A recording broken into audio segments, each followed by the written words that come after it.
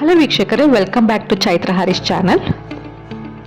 ನಾನು ಇವತ್ತಿನ ವಿಡಿಯೋದಲ್ಲಿ ಹಸುವಿನ ತುಪ್ಪಕ್ಕೂ ಮತ್ತು ಎಮ್ಮೆ ತುಪ್ಪಕ್ಕೂ ಇರುವ ವ್ಯತ್ಯಾಸ ಮತ್ತು ಇವುಗಳಲ್ಲಿ ಯಾವುದು ಆರೋಗ್ಯಕ್ಕೆ ತುಂಬ ಉತ್ತಮ ಅನ್ನೋದ್ರ ಬಗ್ಗೆ ಸಂಪೂರ್ಣ ಮಾಹಿತಿನ ಕೊಡ್ತಾ ಇದ್ದೀನಿ. ಅದಕ್ಕೂ ಮುಂಚೆ ನಿಮಗೆ ಗೊತ್ತಿರೋ ಹಾಗೆ ಸಾಮಾನ್ಯವಾಗಿ ಯಾವುದೇ ಒಂದು ಸಿಹಿ ತಿಂಡಿಗಳಾಗಿರ್ಬೋದು ಅಥವಾ ಮಸಾಲೆಯುಕ್ತ ಆಹಾರವಾಗಿರ್ಬೋದು ಸ್ವಲ್ಪ ತುಪ್ಪವನ್ನು ಸೇರಿಸಲಾಗುತ್ತೆ, ಏಕೆಂದರೆ ಆ ಆಹಾರದ ರುಚಿ ಹೆಚ್ಚಾಗುತ್ತದೆ ಅಂತ. ಬಟ್ ತುಪ್ಪ ರುಚಿಯ ಜೊತೆಗೆ ಅನೇಕ ಆರೋಗ್ಯ ಪ್ರಯೋಜನಗಳನ್ನು ಹೊಂದಿದೆ. ಆದಾಗ್ಯೂ ತೂಕ ಹೆಚ್ಚಾಗುವ ಭಯದಿಂದ ಇರ್ಬೋದು ಅಥವಾ ಕೊಲೆಸ್ಟ್ರಾಲ್ ಹೆಚ್ಚಾಗುವ ಭಯದಿಂದ ಇರಬಹುದು ಅನೇಕ ಜನರು ತಮ್ಮ ಆಹಾರದಲ್ಲಿ ತುಪ್ಪವನ್ನು ಬಳಸೋದಕ್ಕೆ ಹಿಂದೇಟು ಹಾಕ್ತಾರೆ. ಹಾಗಾದ್ರೆ ತುಪ್ಪ ಸೇವಿಸೋದ್ರಿಂದ ಸಿಗುವಂತಹ ಆರೋಗ್ಯ ಪ್ರಯೋಜನಗಳಾದ್ರೂ ಏನು ನೋಡೋಣ ಬನ್ನಿ. ತುಪ್ಪವು ಅತ್ಯಂತ ಪೌಷ್ಟಿಕ ಆಹಾರಗಳಲ್ಲಿ ಒಂದು. ಅಲ್ಲದೆ ತುಪ್ಪ ವಿವಿಧ ಪೋಷಕಾಂಶಗಳನ್ನು ಒಳಗೊಂಡಿದೆ ಮತ್ತೆ ತುಪ್ಪದಲ್ಲಿ vitamin A, D, E, K ಎಂಬ ಪೋಷಕಾಂಶಗಳು ಹೆಚ್ಚಾಗಿ ಕಂಡು ಬರುತ್ತೆ. ಅಲ್ಲದೆ ಉತ್ಕರ್ಷಣ ನಿರೋಧಕ ಶಕ್ತಿಯನ್ನು ಹೆಚ್ಚು ಮಾಡುವ ಪ್ರಮಾಣ ಇದರಲ್ಲಿದೆ.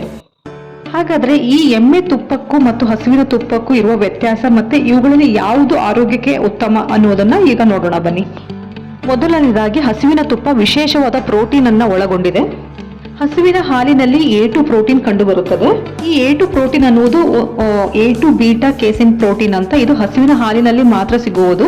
ನಾನು ನನ್ನ ಮುಂದಿನ ವಿಡಿಯೋದಲ್ಲಿ A1 ಪ್ರೋಟೀನ್ ಮತ್ತೆ A2 ಪ್ರೋಟೀನ್ ಇರುವ ವ್ಯತ್ಯಾಸ ಮತ್ತು ಇವೆರಡು ಯಾವ ತರಹದ ಹಸುವಿನಿಂದ ತುಪ್ಪವನ್ನು ತಯಾರು ಮಾಡ್ತಾರೆ ಅನ್ನೋದನ್ನ ನಾನು ಸಂಪೂರ್ಣ ಮಾಹಿತಿನ ಮುಂದಿನ ವಿಡಿಯೋದಲ್ಲಿ ಕೊಡ್ತೀನಿ.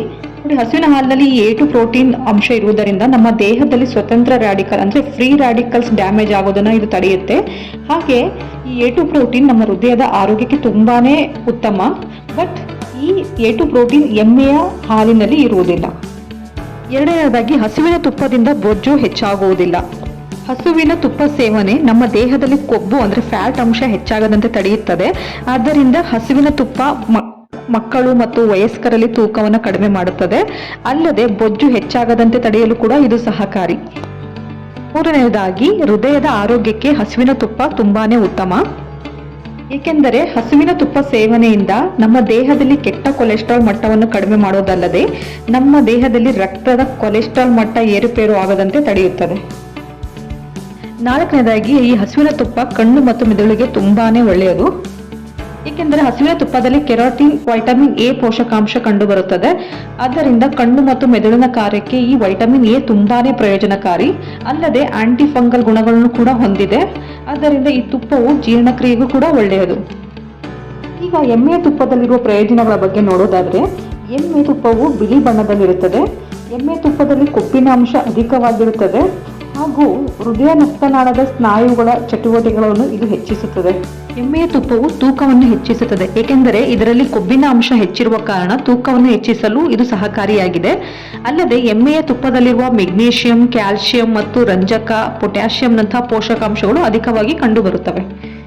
ಹಾಗಾದ್ರೆ ಈಗ ಯಾವ ತುಪ್ಪ ಇವುಗಳಲ್ಲಿ ಆರೋಗ್ಯಕ್ಕೆ ಉತ್ತಮ ಅನ್ನುವ ಕನ್ಕ್ಲೂಷನ್ ಕೊಡೋದಾದ್ರೆ, ಡೆಫಿನೆಟ್ಲಿ ಹಸುವಿನ ತುಪ್ಪ ಆರೋಗ್ಯಕ್ಕೆ ತುಂಬಾನೇ ಉತ್ತಮ.